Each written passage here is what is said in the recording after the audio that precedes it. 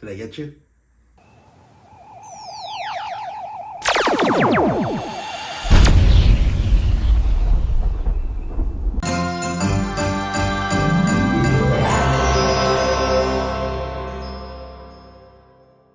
What's going on, guys? Welcome back to my channel. This is Leo's Nerd Talk, and today we're going to be talking about Silent Night. So let's get into that. Now, Silent Night is a movie directed by John Woo and a produced film from the same producers of John Wick. And the premise of the story is pretty much John Wick in Christmas. So I had a little bit of high hopes that this was going to be a pretty decent movie. If not, just at least some fun, dumb action with some pretty good kills. Because basically all this is again, a John Wick movie in Christmas where you have this guy that loses his voice after being shot in the neck and has to go under surgery, and he cannot speak anymore. And the reason why he got shot in the neck is because he chased some gangbangers right after some stray bullets hit his son and killed him in his front yard. So it's basically a revenge story in Christmas. And after watching one of the trailers, it kind of sold me. It looked fun enough. It looked decent enough where the action was going to be pretty good, but it kind of fell off. So let's get into that. And before we get started, if you guys are wondering the change in scenery, since this is a Christmas movie, I am going to be doing a Christmas special throughout the entire month of December. So I am going to be reviewing some more Christmas movies that aren't new releases. This is just one of the first ones I'm doing, which is a new release. But I'm going to be doing some other Christmas movies, whether they're comedies, romance movies, horror Christmas movies. I'm just going to review a bunch of Christmas movies as much as possible as my first annual Christmas special here on Leo's Nerd Talk. So with that being said, let's go ahead and get into the pros for me on Silent Night. So one of the pros for me is that I like the concept that they're going with here. Again, it's kind of just a rehash of John Wick or any other revenge story that you've seen out there. But since this is the producer, John Wick, I'm just going to refer to that a lot more. But it's just a rehash of that story within Christmas. And it has a fun twist where he loses his vocal cords and can no longer speak. So that's kind of an interesting twist within that whole kind of revenge film. But it doesn't execute as much. I just enjoy the idea of it. And I'll get a little bit more into how it doesn't execute it in the cons. And another pro for me is that this guy is kind of just like a regular dude. And I like the fact that he's just a regular dude. And when he decides that he wants to take revenge, he's not just some super badass like John Wick that knows how to fight, knows how to handle a gun, knows how to drive a car very, very well. He trains himself, and that portion of the movie is actually kind of fun to see him training himself and seeing him progress, where he's just this normal guy to a super buff dad that learns how to drift a car and drive fast, and he goes to the range and he's giving himself lessons, and he learns how to shoot a gun properly, and he teaches himself like knife fighting skills just by watching YouTube videos online. So seeing that kind of training for him to prepare for him to take his full revenge on Christmas Eve, then the following year after his son's death, was actually pretty fun to see. But besides that, there wasn't much more pros, to be honest, on top of that. So with that being said, let's go ahead and get into the cons. And I'm going to nitpick a lot of things here. You know, some of these things are a little bit more pronounced within the movie, and other things are just things that some people might not even notice, but it kind of bothered me. So let's go over the smaller things first. So at the beginning of the movie, this is not a spoiler, but obviously he gets shot in the neck by this gangbanger. And, you know, I'm no doctor, I'm no expert, but if you ask me, that's a fatal wound. He got shot in the neck and he is gushing out blood. He's also choking on his own blood.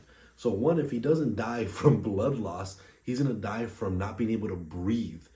And we're expected to just believe that his wife found him in time and was able to call an ambulance in time to take him to the hospital to perform an emergency surgery where he was just fine. In my opinion, he should have just died, you know. And again, this is a movie, so movie magic, it's going to allow him to live, but that wound is pretty much a fatal wound. And even if it wasn't fatal, the fact that his wife knew exactly where he was, because the wife seemed to be nowhere in sight at the beginning of the movie, and she kind of just shows up, and she's the one that saves him essentially, which I just didn't think really made sense. And also another thing that this was a very nitpick thing, but it still bugs me as someone that enjoys action movies, that enjoys these type of things, and I notice these things very easily. But when he's getting ready to go out to actually do his revenge, he puts on a vest, a bulletproof vest. But this is no normal bulletproof vest. This is something what's called a plate carrier. And a plate carrier is supposed to put bulletproof plates within the vest. He's going with nothing in it, you know. And not to mention, when he puts it on, the part that's supposed to protect your midsection is like down here. So one, even if he had protection in the actual vest itself, it wouldn't even matter. It would hit his vitals. And not to mention, he didn't even put anything in there. So he's just wearing fabric that's not protective. So that just bugged me. I was like, okay, that doesn't even make sense. Like, he's just gonna die if he gets shot anywhere in this area.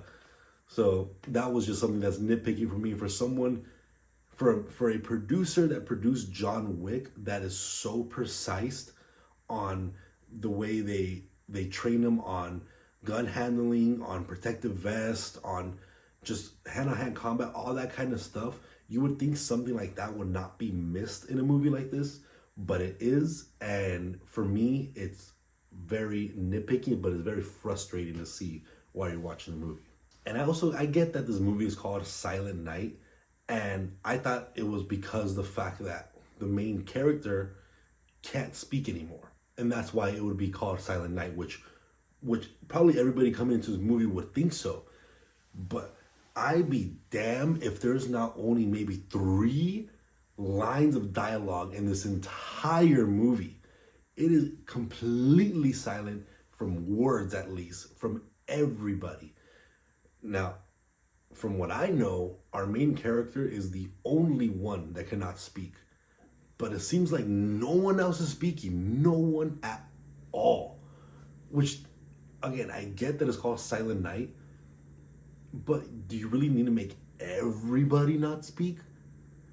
I mean, come on. It's frustrating to watch a movie like this that is supposed to be very action heavy, and you would think that that would suffice for the lack of dialogue, but the action itself is just boring.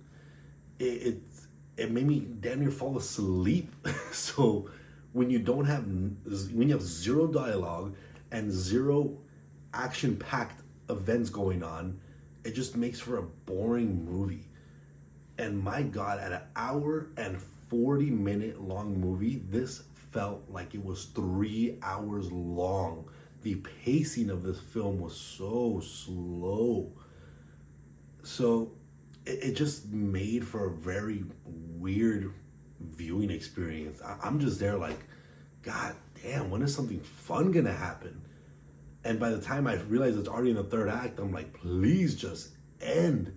Like, at least with John Wick, there's moments where it's like 15 minutes of non-stop action. This guy kills like 1 or 2 guys, and then he goes, sits in his car, and he contemplates his life, and he starts thinking about his son that died, which is very sad, but he starts thinking about his son that died. And then he's like, well, time to go kill some more bad guys, I guess. And then he goes kill some more bad guys, and then he contemplates about his life, and he sits in his car again. It's like, Jesus Christ, like, pick up the pace, please.